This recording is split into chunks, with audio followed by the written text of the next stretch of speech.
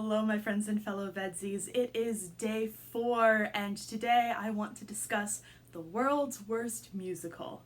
And for once I don't mean Spider-Man Turn Off the Dark. You see, this isn't the world's worst musical we're talking about here. It's the web series from 2012 called World's Worst Musical. It was produced by Verse Factory, made up of siblings Marty and Molly Scanlon, as well as Corey Lubowich, who you may know as a founding member of the Tin Can Brothers. The series follows a guy named Guy who has taken time off of work to try and write a musical, but every concept he has seems to be dumber and stranger than the last. Now, I remember originally seeing World's Worst Musical. I found it during the initial release period, about halfway through, because a lot of Team Star Kid members are involved in the project on and off screen. So I figured 10 years later, why not see how it held up? One of the first, most glaring things I noticed is how 2012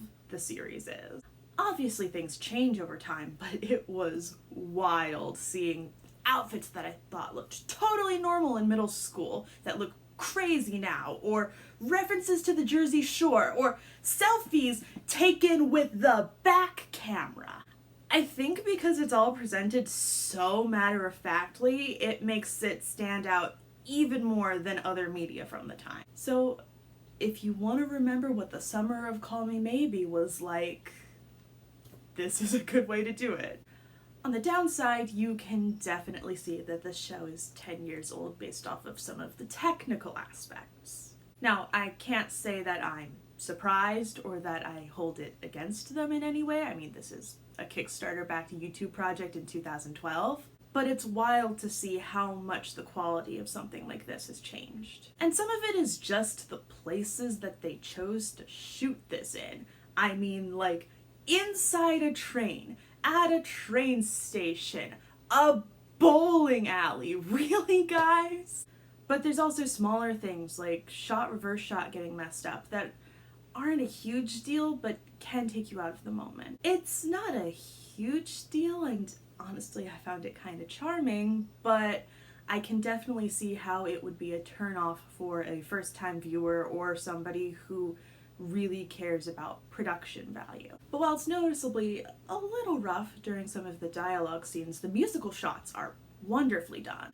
There's nice costumes, simple and effective sets, the choreography was designed to be filmed, and oh my god, the technical details that must have gone into the Crane Game musical number with the puppets and the set. It's really impressive, especially for something from YouTube in 2012.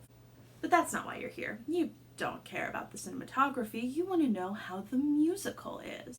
And honestly, it's really great. I remembered a fair amount of the songs over the years being catchy and fun. Jurassic Park, Internet Piracy, and Thomas Crapper have lived in my mind rent-free for a decade now. But I was really happy to realize that the songs I hadn't remembered were also catchy and fun as well, with a great deal of variety between the 10 different episodes.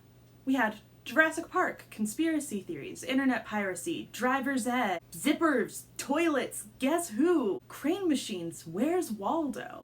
It would have been so easy to fall into the trap of making the musicals too similar, but they're all wonderful and terrible in their own unique way, while still feeling like a unified series. That being said, not every episode is a hit. I think the Where's Waldo episode is the weakest simply just because it strays too far from the formula. See, the comedy of the series isn't so much, wouldn't it be funny if this bad musical existed, as it is, isn't it funny to watch this guy deal with the dumbest intrusive thoughts ever that take the form of musical numbers? Because let's be real, there are musicals that are just as weird, if not weirder, than any of these concepts. Marty Scanlon as Guy really is the heart and soul of the show, and he does a wonderful job at being a little cynical but well-meaning and just trying his best. And so losing him for the majority of the episode just kind of leaves us with a ballad for Waldo, which isn't bad, but it isn't really funny either. and it no longer feels congruous with the rest of the series. Luckily, every other episode is a goddamn delight, and I had forgotten just how wonderful some of them were. Songs like Hoax, Crane Game, and Rules of the Road had sort of fallen in between the cracks in the sofa that is my brain. I was really tired when I wrote that line, can you tell? But they're a lot of fun. Everyone is clearly in their element here, and so we get to see great work out of all of them. And I absolutely love the different ways that we transition from Guy's real life into his creative, intrusive thoughts. Especially now that I write more, I definitely understand the feeling of having an idea just consume my entire waking being. And I think that's what I enjoyed the most about going back to World's Worst Musical.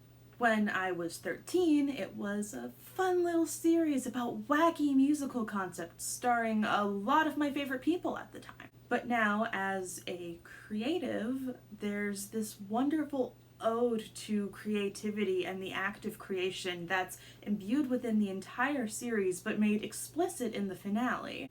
Because in the end, the show is saying that the act of creation itself is worthwhile, and even the dumbest stories have a fragment of something worth telling.